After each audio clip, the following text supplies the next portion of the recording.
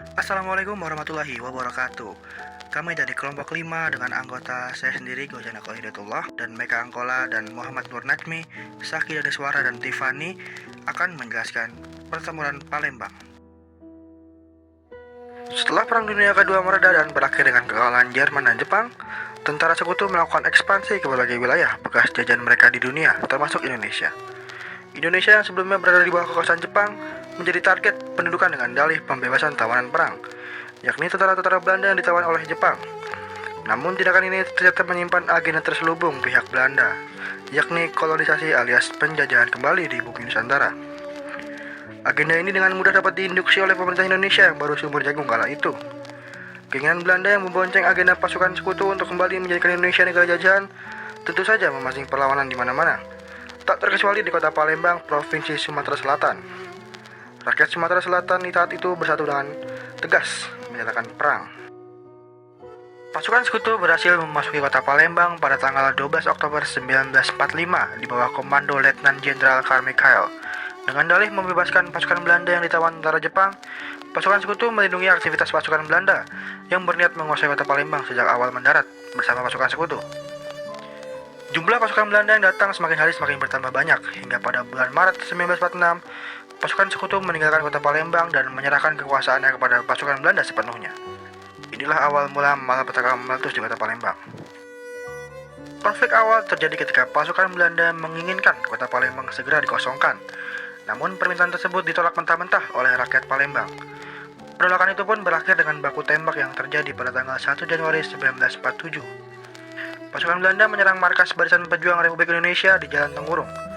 Tercatat beberapa nama tokoh penting memimpin jalannya pertempuran pada saat itu. Di antaranya, Kolonel Mualudin Simbolon, Letnan Kolonel Bambang Utoyo, Mayor Rasyad Nawawi, dan Kapten Alamsyah.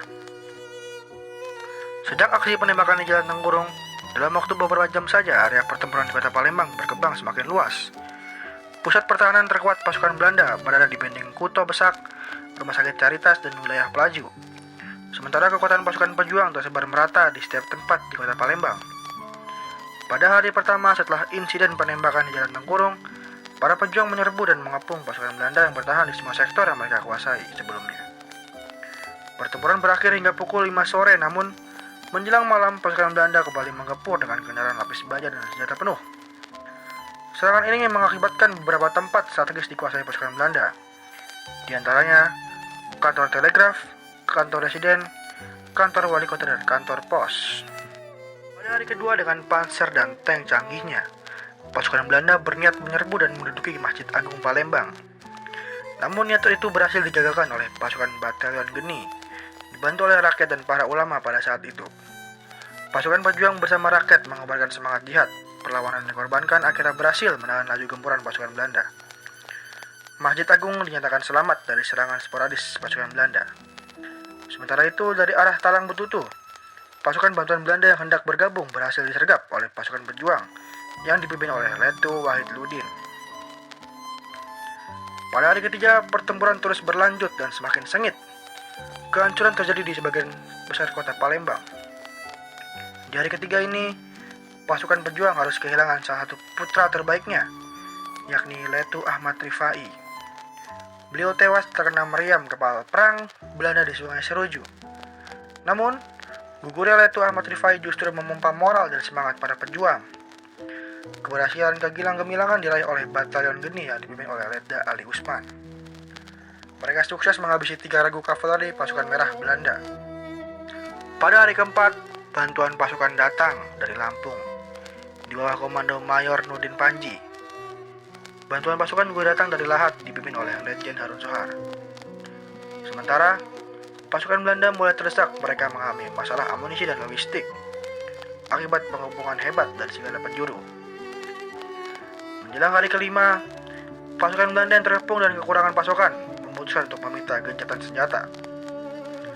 Indonesia mengirim Dr. Adnan Kapaugani sebagai utusan pemerintah pusat untuk melakukan perundingan.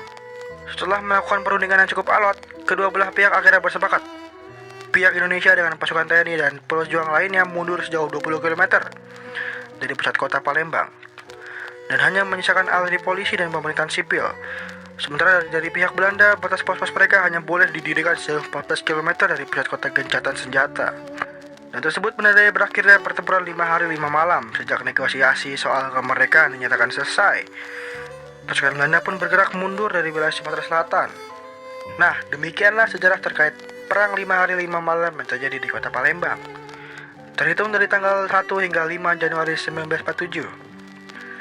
5 hari 5 malam di kota Palembang ini merupakan perang 3 matra yang pertama kali terjadi dalam sejarah penjajahan Belanda di Nusantara. Perang tersebut melibatkan kekuatan darat, laut, dan udara. Namun, di sisi lain perang ini justru membuktikan kekuatan dan persatuan rakyat Sumatera Selatan. Meski menggunakan senjata yang sederhana, namun kegigihan pejuang dan rakyatnya berhasil membuat tentara Belanda terdesak dan akhirnya pergi dari bumi Sumatera Selatan.